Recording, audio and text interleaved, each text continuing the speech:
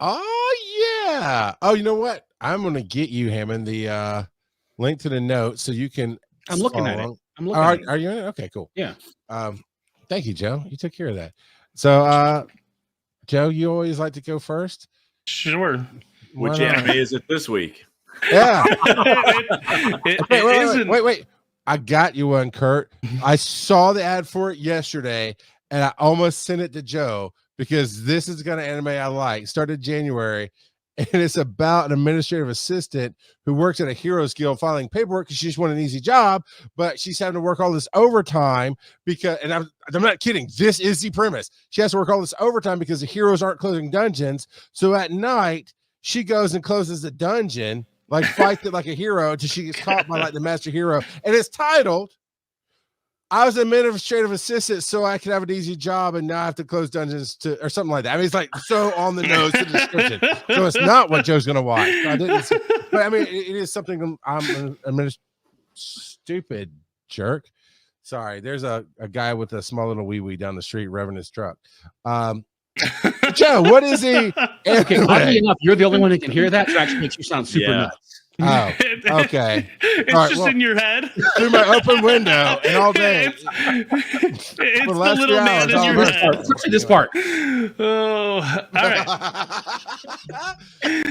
All right, Joe. So the anime is Oshi no Ko, which is my favorite idol, and it was season 2 that just wrapped up. We gotta play the game. All right. Hammond, I know you've heard a few of the episodes. I don't know if you've heard all of them. We don't always do this game. Oshi no Ko, also known as my favorite idol, from the title, wrong answers only. What is this anime about? Probably going to be about volleyball. Oh, okay. All right. Kurt? It's about the journey into searching pagan idols from other gods and which one you find most attractive. Honestly, that might be something Joe watches. My favorite, I think it's about a teenage character who's sneakier than a mega church preacher at Pappy's Moonshine Still. Okay. It makes as much sense as anything else, Kurt. Don't give me that face. Fair enough. I can't argue with it. Yeah. So I don't want to give hardly any spoilers because they're like, even if I talked about the first episode, it'd be pretty big spoilers, but it is, it follows an idol group, and the main character American is actually Japanese. What Japanese. Kind of idol group? Okay. A Japanese idol group, teenage idol group. But you missed the joke. Yeah. American Idol. I don't know. I got it. That's what I was asking. Is it? What do you mean by idol? Yeah. Singer. Okay. All right. So like Jim and the Holograms? Teenage singer group. The main character is actually an actor who is the brother of one of the idols. But that is just the loose skin of the entire anime, because what it actually is. Kurt just had a surgery. Come on. What it actually is a mystery thriller anime, with that just being the setting, and so it had a lot of twists and turns this last season. It's already been renewed for a third season, and I posted a GIF in our Discord of one of the scenes from the first episode of a couple of babies of an idol who are dancing and waving around glow sticks. So it's got some fun moments like that, funny moments like that, but it at its core, it is a mystery anime, and it's actually got a lot of dark undertones to it. So I'm going to bring this up. What was that an off topic? What room was that posted in, Joe? It was in anime. Anime, got it. All right, so I want to show you here. Oh, you're going to show that on the screen GIF? Because there's this is Joe's brain. All right. My I brain. wish we were on drugs. That would explain a lot, but no, this is just Joe's brain. Okay, so boom, there it is. It is literally two little kids with no context. Two little kids sitting in a double stroller just flipping these glow sticks. And Joe says, Nailing the just watch it. choreography. Well, yeah, okay. Joe says, just watch the Oshi no Ko season 2 finale, and I'm super excited that season 3 has already been announced. At RGOP, don't let the visual fool you.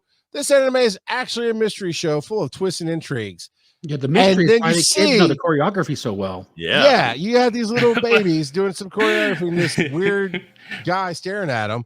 And then all I can say is like, yeah, So looks I like mean, it.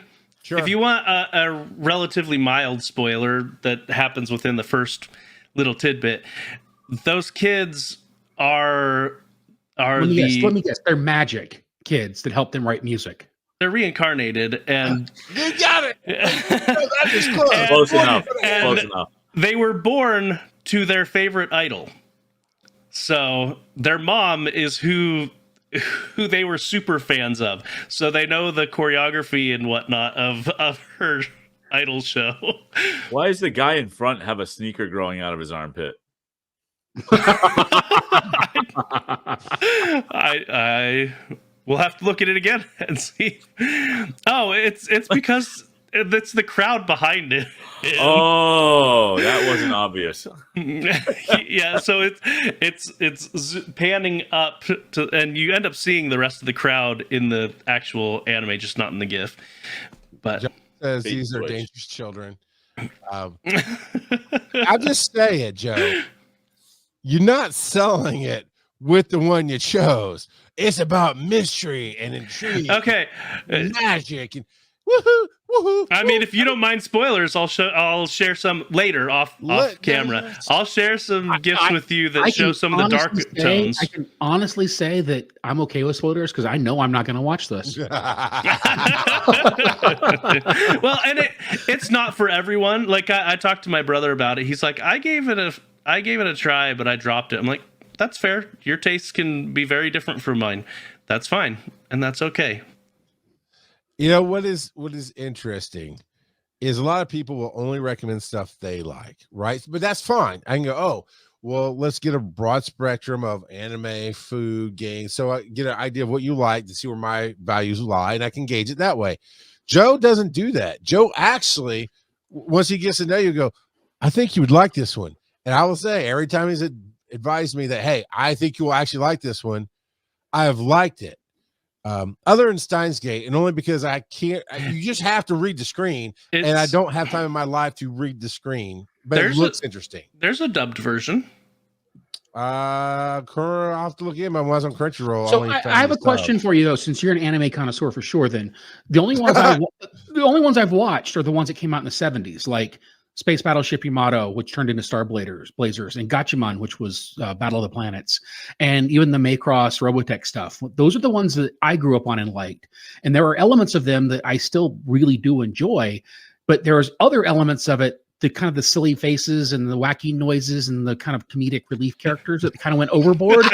That's what drives me bonkers about anime. That's Yes. what Kurt hates too. Oh, Look Yeah, at my all boy. right. Look at Yeah. my boy behind me. I am that character, Hammond, in Wait, real life. Is that Shrek? No, No, that's Inosuke from Demon Slayer.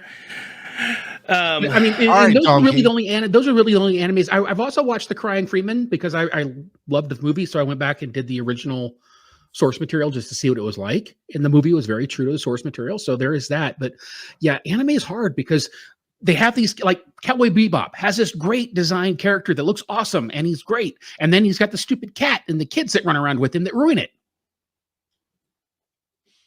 And you know what? That's fair enough. I see you. Thanks, Kurt. Yeah. I mean, I've got a recommendation where they don't do all the funny faces if you'd like. It's only got one season. It's the Unwanted You didn't Undead let him Adventure. answer, Joe. You didn't let him Yeah? answer. Well, too bad. The Unwanted Undead Adventure. It's a cozy fantasy, but it's I like it. I liked it a lot, and the dub just came out for it, so it's only 12 episodes. Okay. I enjoyed it. All right. I'll take your word for it. Anybody here a Legend of Zelda fan? Yes, there happens to be a sword right behind me. Anybody here playing the new Echoes of Wisdom game where you can be Zelda? I don't have time. I'm playing Balatro. I'm playing that too. So here's how I do both, Kurt. I get my wife hooked on the game, and I play Balatro until she wants me to beat a boss or something, or until she wants to get a snack and lets me play for 10 minutes. But actually, I'm loving Echoes of Wisdom. It looks great. It looks great. Cool. Is it a Switch game? Yeah. Mhm. It's on Switch, and it mixes because I lost the title of it. There was a Link's Awakening. Is that It's the Link's Awakening engine. Yeah. So thank you. We bought the remastered HD whatever re-release of Link's Awakening. I don't know when it came out. After Breath of the Wild. Is that like Link going through puberty? What is that? You nailed it. It is Juno in Switch form. 100%. Okay. All right. It's where he gets knocked out and basically has. I thought you were going to say knocked up. I was so waiting for you to say knocked up. Oh yeah, you have no idea how close you. I mean, it depends on who you talk to, but basically, the entire adventure happens in his head. So, what I find the best about this game, because my wife and I, we've played and beat Breath of the Wild. We've played Tears of the Kingdom. We got to a point where we got distracted, so we're going to basically start over. We didn't beat it, but we're going to go back and finish that. We played Link's Awakening, which is a different vibe, a different engine, a different style. It was cool, but we didn't beat it. We get a quarter way, halfway through, and just like, yes, whatever. This game does have those graphics, but it mixes the two worlds. So there's areas of Link's Awakening that I recognize from that game, and there's stuff from Breath of the Wild and Tears of the Kingdom and those kind of things. And the fact, I'm a little disappointed. I'm a little disappointed they did not 100% just lean into your Zelda. But it's not a spoiler. It's just a little disappointment for me. But the biggest thing is the Echo. She can learn to copy things. And you get a lot. I mean, we've only played 15 hours maybe, and we got a lot. You copy enemies, and it's a strategy to figure out which enemy works best against other enemies to protect you, because you just put them out and they cost energy, blah blah blah. You copy things like trampolines and tables and beds and stuff, so you can sleep anywhere and rest, but you can also use it. I saw a TikTok before I bought this. I got one spoiler before I bought the game. It was on TikTok, and it was, I'm going to tell you guys if you play it, the bed is OP. The bed is made to defy the laws of game physics and everything, and you can basically make bridges out of them, and then you can sleep anywhere. It's a lot of fun. It's very creative in how they move you through the story, how you do side quests, a very creative blending of the Breath of the Wild style. Thank you for taking the main camera there, Joe. The Breath of the Wild style with the Link's Awakening engine. It is dungeon crawling, like, OG Legend of Zelda / Link's Awakening. You definitely have lots of dungeons to go through. It's a lot of fun. It's really cool. Different things. Here's random kid. I love that. Zelda can sleep anywhere like a homeless person. Absolutely. And it has a lighter vibe to it. It's not so action driven as Breath of the Wild, those kind of things. My disappointment is there's a good reason you fight a Shadow Link, and I'll let you follow the story on all that. But you get like part of his power, and so you can go from Zelda having to figure out the puzzles. Now it is limited on power and whatnot, but you literally turn into Spirit Link with the sword and the shield, and now you're just Link for however long that bar goes if you don't turn it off. It's cool. It's a fine mechanic. But I'm like, you had me at Zelda. In fact, you had the world at Zelda when they realized this wasn't like Link's Awakening 2, that it was a whole different thing. And now you can finally, for the first time ever, truly play a game designed to be Zelda. Why there's probably a percentage of people that would freak out going, I thought I was going to be able to play as Link. Then do it like the first or the second one. Yes, Joe, but you don't have the game, so you don't count. I don't disagree with you. I don't disagree with you at all. But I can see people complaining because that's what they do. Yeah. And I don't remember if this is the first Legend of Zelda or the second one, but there's one where after you beat it, you could go back and it's just a skin. You were just playing a Zelda, but it's just you look like Zelda playing Link, right? Yeah. Do that then. Give me a little after game. I mean, it's fun. My wife has no complaints. I'm sure the world has no complaints. I'm not really complaining, but I was really into you did something 100% different. Okay, maybe 80% different. Still 80%, But Yeah. that's what I'm nerding out about right now. Nice. Who has lithography? It's lithophanes, and that would be mine. As you guys know, I just started doing 3D printing because I just got my 3D printer, and so I've been printing pretty much round the clock ever since I got the printer. And while this is not a lithophane, I think you'd appreciate this, Charles. This is what I'm working on right now. Nice. That's a Deadpool head. Yeah, with a put it together yourself, multi-articulated As you popped it action everywhere, figure. Nice. So it's pretty awesome. And then I played around with my logo. Oh, Ooh. nice. Very nice. So and Yeah, that's what- podcast listeners, you should definitely look at the video for this one. However, At 1 hour and This- 6 minutes. so this is a lithophane. And Nobody I'm- gives up. Wait, that's Lithonia. Never mind. So this is a lithophane, which doesn't look like much, right? Oh yeah, okay. So that Yeah. is you. Yeah, go for it, Kurt. You put a light behind it. It's a picture. It's a picture. So Go the other way. with the light. But it's assuming it's the background, so it's blurring. Yeah, that's it's true. blurring it because it's thinking it's background. It's thinking it's the Hulk. There we it go. is. No, there we There go. it is. We got enough to get the graphic. So So yeah, 100%. I forgot So, this one was called. that took 24 hours to print. Oh. I mean, it's highly detailed. It looks real good. It's highly detailed, and so that is a Christmas gift for this year. I wanted to see how hard it would be to do and whatever. And now I started with a black and white picture to begin with, but it came out awesome. And so Do yeah. a color one next. Do a color picture. Next. Well, so that's harder. And I might still do a color one, but Well, that means you yeah, have to change filaments, though, don't you? Or do you have? Oh no. multiple But filaments? okay. I have multi. So I don't mean that though.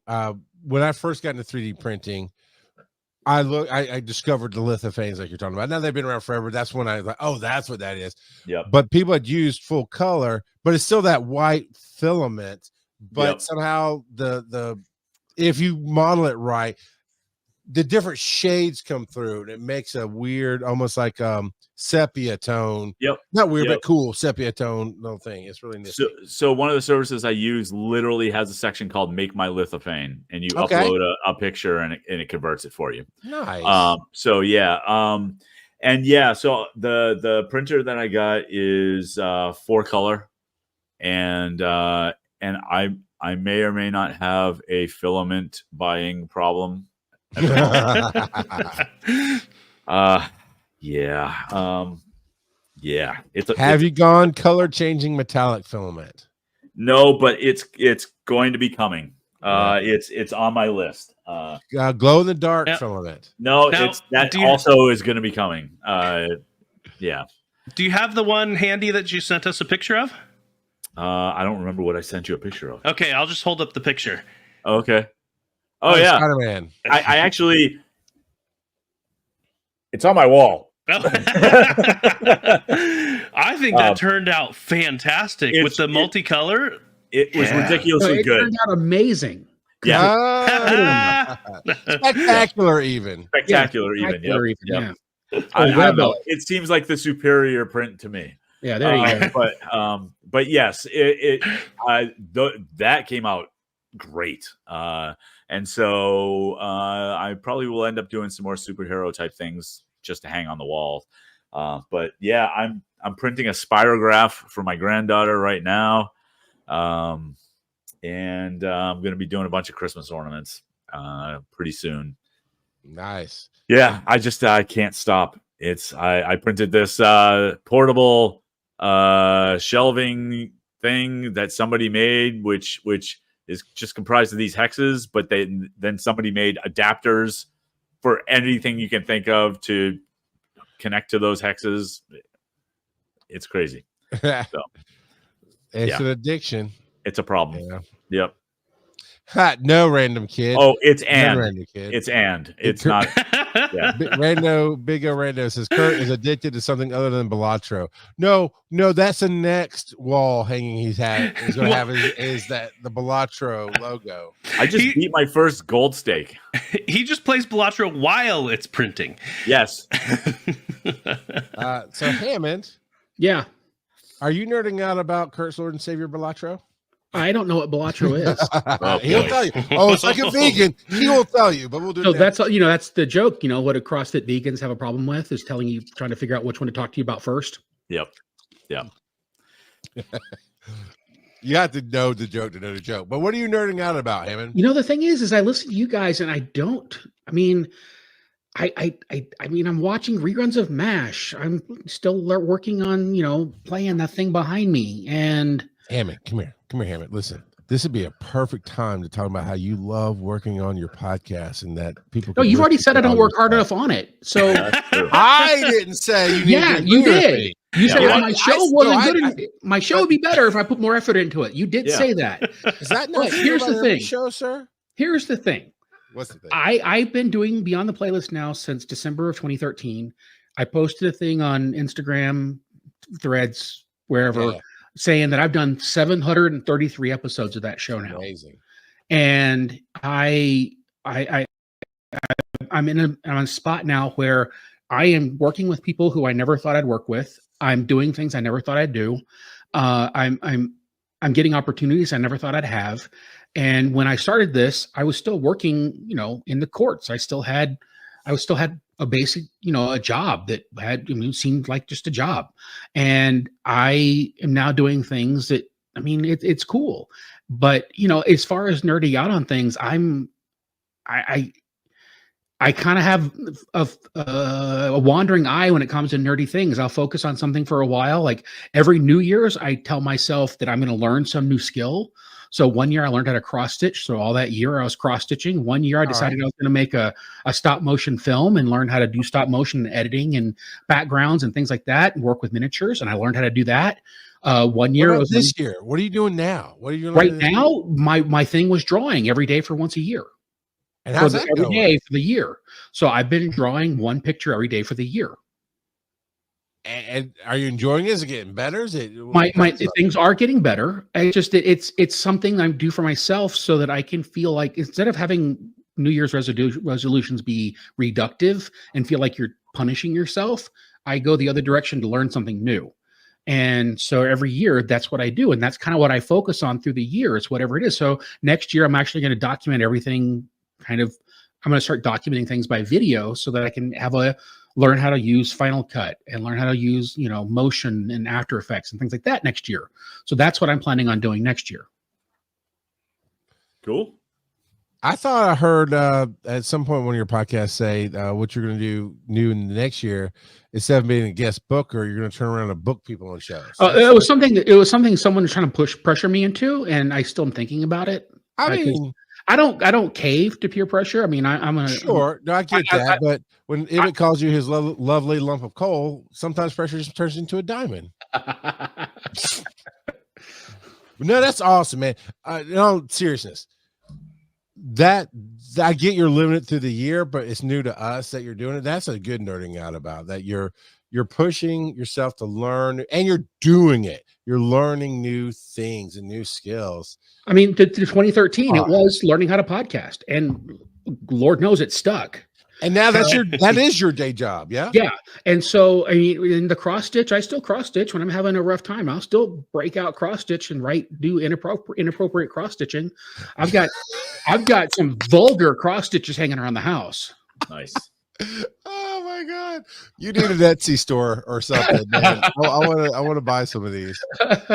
I want something more vulgar, but this is our show, so you'll get the gist. I want like prison sayings like snitches get stitches, but in a nice cross stitch. No, this isn't really dirty, but I made one for my in-laws that said "No Hummers in the kitchen," which has nothing to do with what I actually means because you were talking to the dogs. So that's and it's a hand towel in their kitchen. hilarious.